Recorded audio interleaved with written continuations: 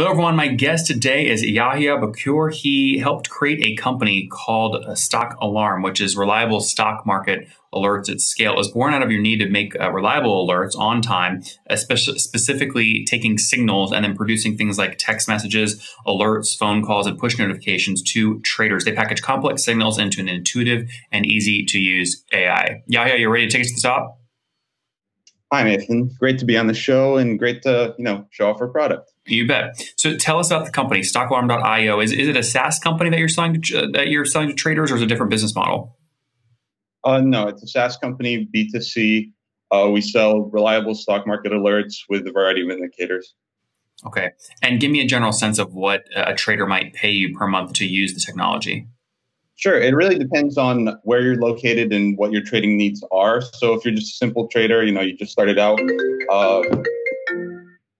If you're a simple trader who just started out, you probably just want a simple upper lower limit alerts, maybe a couple of stocks to track a month. But if you're someone who's trading internationally, the calls will cost more, so therefore you'll pay more. So our starting tiers are $5 a month, and our top tiers are at about $19.99 a month.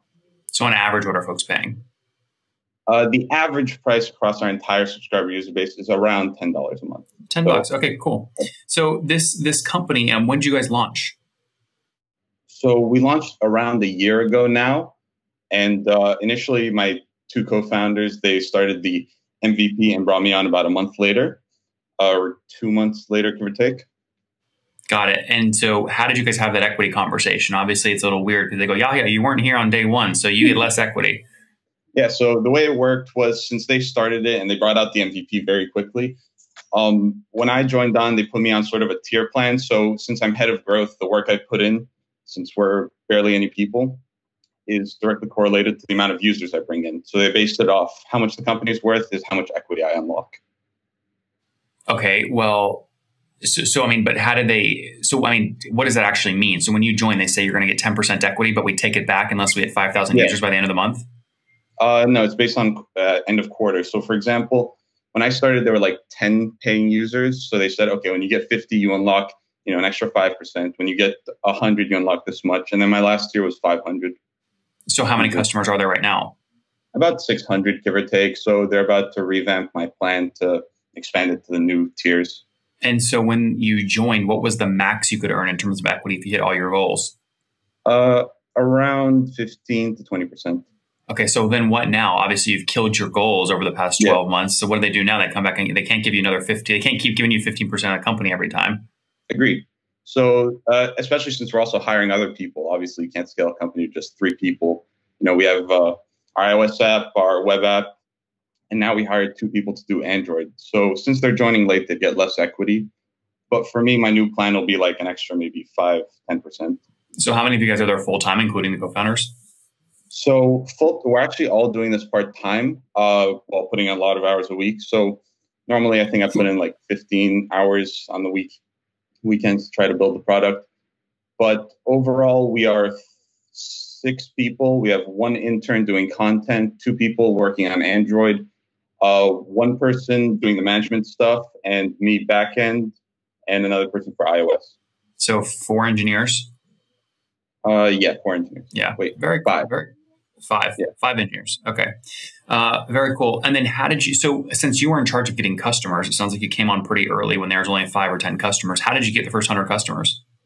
Yeah, so I tried to use the power of social media for this, especially since we can reuse, we built this infrastructure. It has all this data. We want to reuse it. So we built stuff like an automated Twitter bot that tweets out, earnings info that we already have, dividends info, stuff like that. So that started scaling on its own. We also did paid promotions with Instagram accounts, target our specific demographic.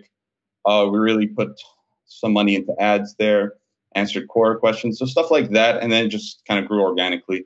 SEO also played a major role in it. So if you look up stock alerts, stock alarm, stock alert, we are first on every single query. How'd you get number 1? Really just SEO optimization techniques, like pick up any SEO book, look up different ways, but mostly it's just about the keywords, just like all those. I hate to quote a guru, but it's basically just about your keywords. So we were targeting stock alerts, stock alert, stock alarm. We did our research on those keywords, And then we just kept optimizing until we grew. But I mean, you're beating companies that have way more domain authority than you. So Fidelity.com, you're beating them. Yep. Daytrading.com, you're beating them. Bullish Bear, Seeking Alpha, Vanguard, you're beating all of them. You come in second place for stock alerts, only behind Stock Twits. Yeah. And I think the Stock Twits one might be an ad, so that's why it's at the top. But no, it's not an ad. I mean, they do also have an ad, but they also have organic placement, number one. Yeah, so what we did was try to build our backlinks up. And at the same time, when we launched our web app, as you know, we have like 13,000 supported tickers. So each one of those became its own page with its own SEO, also linking to our marketing site. So it just started boosting everything up. So we get weekly updates on how our rankings are doing. So it just kept rising us up pretty much. So what, you took like Amazon and Apple and Tesla and 1,000 other big names, you launched their own stock pages for each of those, and then that all backlinked to your core site? Pretty much what every brokerage does. Like if you go to if you look up Robinhood Apple, you'll see like the top link will be their page for Apple. So for us, it's the exact same thing, but with 13K tickers. Yep. Interesting. And then how do you make sure your tickers beat out other people's tickers like Robinhood? You have to get more backlinks on all those 13,000 pages, right? Yeah, that's a problem in its own right. So when you look up stock alerts, you get us first. If you look up Apple stock alerts, we might not be first. So that's something we're working on right now because, beating out something like Robinhood where you have thousands of backlinks linking to that one ticker is a little bit harder. How do you do it? Right now, we're just trying to scale our SEO up as much as possible, get backlinks, just get users to go to the site to raise our domain authority for the most part. So 600 customers, $10 a month. You guys are doing about $6,000 a month right now in revenue? Yeah, we just hit 5.5. It fluctuates a little bit, but we just hit 5.5K. And have you guys bootstrapped the company or raised? No, bootstrapped fully. That's great. Love that. And then why did you decide to do this? I mean, you're doing that part-time. How are you making enough money to like pay for your rent and your food?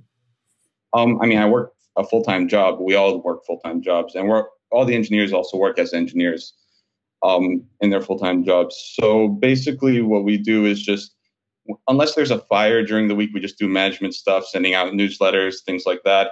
And on the weekend, we do sprints where we build new features, new triggers. We think we found a good product market fit. So right now we're just expanding our trigger selection. We're working on the Android app, trying to gain one-to-one parity between the web app and the iOS app. So that's been pretty much it. What's your churn look like on these folks each month? Yeah, so our retention is about 75%. It fluctuates between 70 to 80. So churn fluctuates 20 to 30. You're talking about annually? Monthly. Oh, holy cow. That's a lot of churn. I mean, that's 20 to 30% churn per month. You can't build a real SaaS company with that much churn. That's the problem. So it is a lifestyle business, and people, they go through trading sprints. So, 1 month you might trade actively, 1 month you might not. So we see a lot of customers like deactivate their subscription for a month, then come back. So to combat that, we're actually working on creating annual subscriptions now, which should help bring that down a ton because we've also gotten requests for it. That's right. Yeah. So, I mean, when you back into your fully weighted CAC to get a new $10 a month customer, what would you say your CAC is, including things like your SEO and content person's salary, things like that? Sorry, could you define CAC for me? Customer acquisition cost. So right now we're going very low on marketing. So including all our costs, I'd say for a $10 customer, we pay maybe $3. Mm-hmm. But yeah, mostly it's because as of today, 70% of our customers find us organically. We found that metric off our app store so we can see the number of organic downloads. So people search for us and then download it on the app store. Very cool. All right, man, let's wrap up here with the famous 5. Number 1, what's your favorite business book? Favorite business book. I guess I read a lot of stuff by Robert Kiyosaki, so anything pretty much by him I enjoy. Number 2, is there a CEO you're following or studying? I definitely, this is kind of the typical response. Everyone finds Elon Musk interesting, but I find him especially interesting just his background and growing up. Number 3, how many hours what's your favorite online tool for building your company? Oh, I've got to say Firebase, just because it scales incredibly well. It has its own architecture and design issues, but yeah. Number 4, how many hours of sleep are you getting every night? 7. And Yahia, what's your situation? Married, single, kiddos? Single. No kids. All right. And how old are you? I am 21. 21. Last question. Take us back a year. What do you wish you knew when you were 20? Uh, Honestly, I'd like to say I have no like regrets. I don't really need to wish anything Yeah, for when I'm it's not about a regret. It's just something. It's just something you wish you knew. Oh, honestly, when it comes to our business specifically, I wish we'd implemented pricing tiers from the start.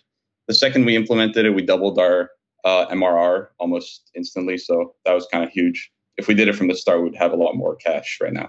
Guys, there you have it. StockAlarm.io. Tweets, texts, phone messages, push notifications to stock traders about critical updates in the market. 600 customers paying $10 a month, somewhere between $5,500 and $6,000 a month right now. And revenue churn is way too high, but they're working on figuring out how to bring that down with annual plans. Yahia is running all their growth. Yahia, thank you for taking us to the top. Thank you, Nathan. Appreciate it.